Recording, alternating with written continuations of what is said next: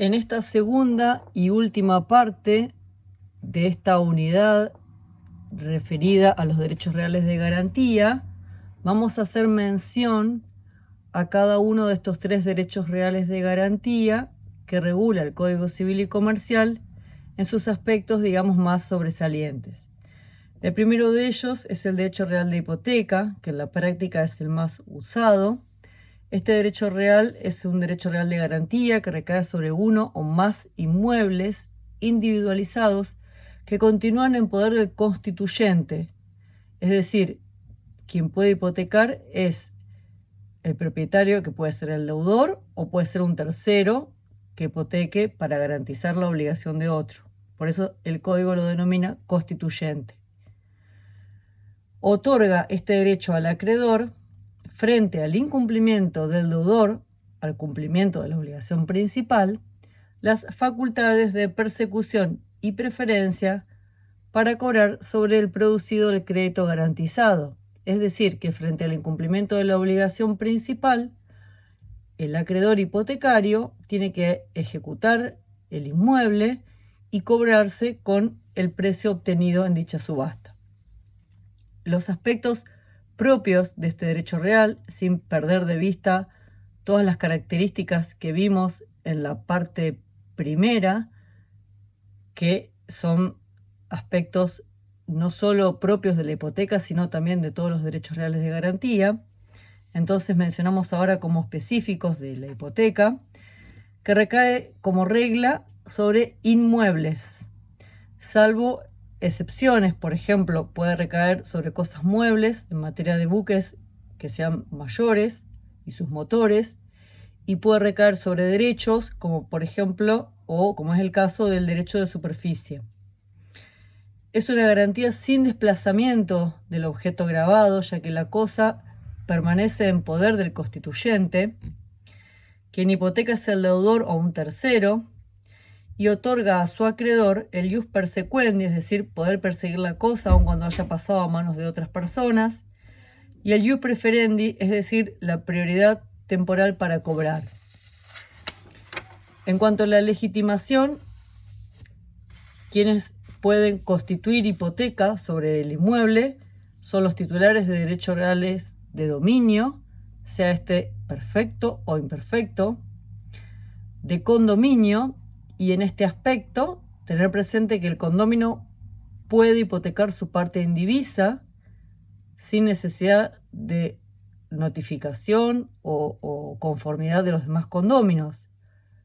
Pero si se pretendiese hipotecar la totalidad de la cosa o una parte materialmente determinada, allí sí se torna indispensable la conformidad unánime en virtud de lo previsto en el artículo 1990 del Código Civil y Comercial.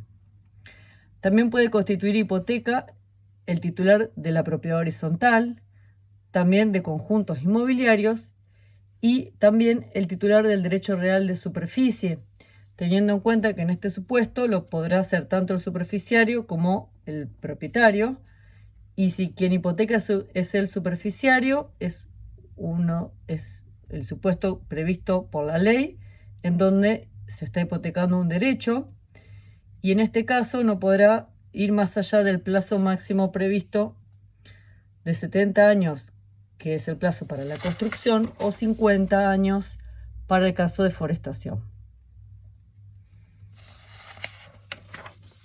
En cuanto a la parte indivisa, más allá de lo que dijimos, hay un artículo específico que es el 2207 que lo prevé, lo admite expresamente. En cuanto a la formalidad, se tiene que constituir por escritura pública, ya que es un derecho real que recae sobre inmuebles, y así lo prevé el artículo 1017, inciso A y 1018. La aceptación del acreedor puede ser simultánea o puede ser posterior, pero siempre previa a la registración.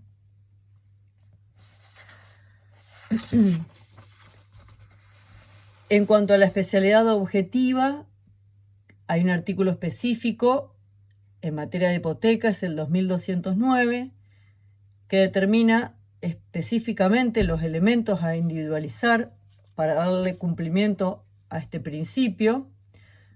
indicando que se tiene que señalar la ubicación, medidas perimetrales, superficies, colindancias, nomenclatura catastral y demás datos que hagan a la individualización del inmueble. En cuanto a la duración de la registración, no podrá los efectos durar más allá de los 35 años si antes esto no se renueva. Eso no quiere decir que la hipoteca vaya a tener un plazo necesariamente de 35 años, puede ser por un plazo mayor. Por ejemplo, un préstamo con garantía hipotecaria en donde el deudor se obliga a restituir al acreedor en cuotas por un plazo de 40 años, por ejemplo. Entonces, en ese caso, el recaudo que tiene que tomar el acreedor es que antes del vencimiento de los 35 años renueve la registración de su derecho de hipoteca. Finalmente, el Código prevé en materia de hipoteca el artículo 2211 que dice que puede convenirse para el supuesto de tener que ejecutar la hipoteca procedimientos previstos en leyes especiales. Así, por ejemplo, se torna aplicable lo previsto en la Ley 24.441, denominado régimen de ejecución extrajudicial, si así se hubiese pactado entre acreedor y deudor esta posibilidad de ejecución para el caso del incumplimiento de la garantía hipotecaria. Ahora sí pasamos al otro derecho que se denomina la anticresis. Este es el derecho real de garantía, que recae sobre cosas registrables individualizadas, pudiendo ser muebles o inmuebles, cuya posesión se otorga al acreedor o a un tercero designado entre acreedor y deudor, y el acreedor está autorizado a percibir los frutos e imputarlos a la deuda. Entonces, como aspectos característicos mencionamos que puede recaer sobre muebles o inmuebles. Es una garantía con entrega de posesión al acreedor o a un tercero designado por el acreedor. Puede constituir anticresis el deudor o un tercero.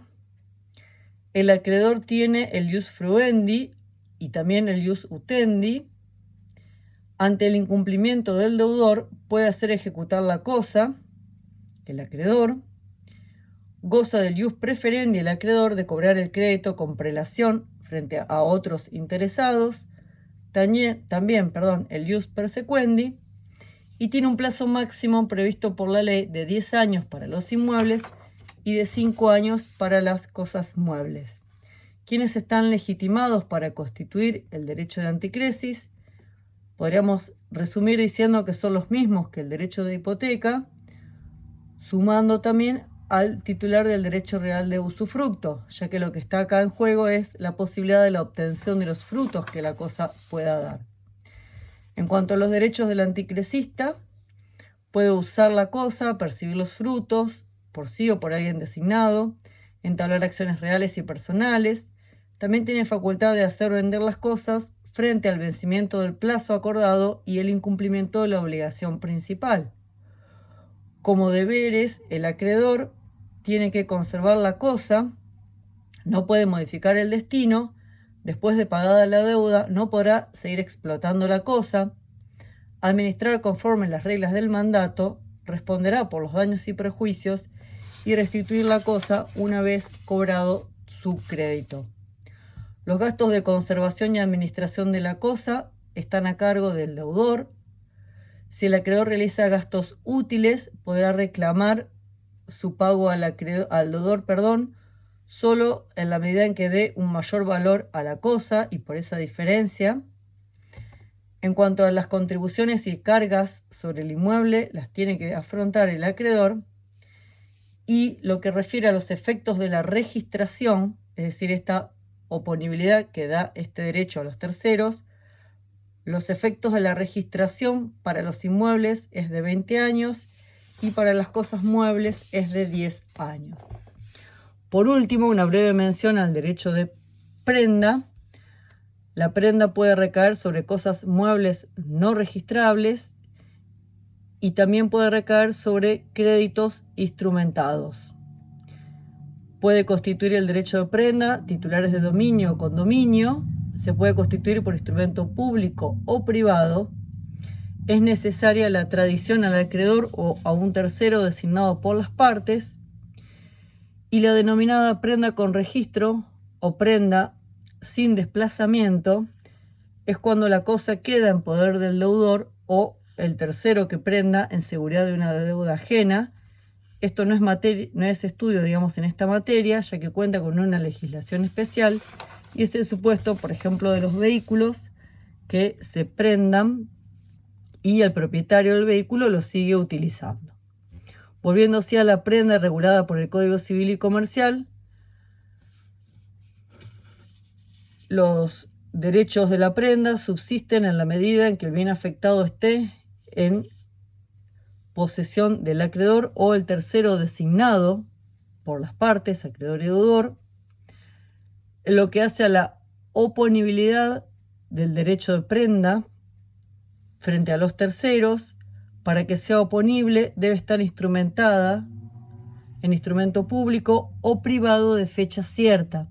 Si bien para la Constitución no es requisito formal que se instrumente por instrumento público o privado de fecha cierta, sí se exige esto a los fines de la oponibilidad a los terceros. Prendas sucesivas es cuando se da en prenda la misma cosa en favor de más de un acreedor. El primer acreedor debe consentir en poseerlo para sí y también en nombre del otro acreedor. La regla para el cobro es la prioridad entre estos acreedores determinada por la fecha de la Constitución, cada uno de sus derechos, es decir, prior tempore, potier in iure. Pero se admite que pacten o acuerden algo en sentido diferente, es decir, que cobre primero, en caso de ejecutar la cosa, quien había constituido el derecho de prenda, último en el tiempo. Prenda de cosa ajena: si el acreedor restituye la cosa al dueño que la reclama, puede exigir al deudor que se entregue en prenda otra cosa que sea de igual valor. Con respecto a los frutos o intereses, si la cosa genera fruto o intereses, el acreedor debe percibirlos e imputarlos al pago de la deuda, primero a gastos e intereses y luego al capital, previendo la posibilidad del pacto en contrario. Y tener presente que el acreedor no puede en principio usar la cosa sin el consentimiento del acreedor, salvo que sea necesario su uso para la conservación de la cosa. Los gastos que hacen a la conservación de la cosa son a cargo del deudor. Los gastos útiles que se realicen sobre la cosa son a cargo del acreedor, pudiendo, al igual que veíamos recién para la anticresis, reclamar hasta la concurrencia del mayor valor dado a la cosa. Venta de la cosa: están legitimadas a pedir la venta tanto el acreedor como el constituyente, ya sea deudor o un tercero. Procede si hay motivo para temer la destrucción de la cosa o una notable pérdida en su valor. El constituyente puede reclamar la devolución de la cosa y sustituirla por otra equivalente, y si se presenta una oportunidad favorable para la venta de la cosa, podrá pedir autorización judicial previa audiencia con el acreedor.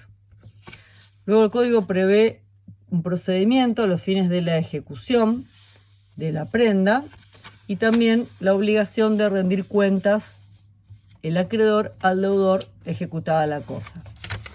Y por último, prendas sobre créditos. El código permite que se pueda prendar cualquier crédito en la medida en que éste esté instrumentado y que pueda ser cedido. Se aplica en subsidio las normas de la prenda sobre cosas. La constitución se da por tal, se considera que va a estar constituida la prenda de créditos recién cuando se le notifica al deudor del crédito prendado. Y en lo que refiere a la conservación y cobro de la prenda de créditos, el acreedor está obligado a conservar y poder cobrar, incluso judicialmente, el crédito prendado. Si la cosa, digamos, genera, por ejemplo, pensemos en un mutuo, que se van dando los vencimientos de cuotas que el deudor debía pagar a ese acreedor y el acreedor dio en prenda su crédito contra su deudor. Bueno, con este pantallazo damos por finalizada esta unidad.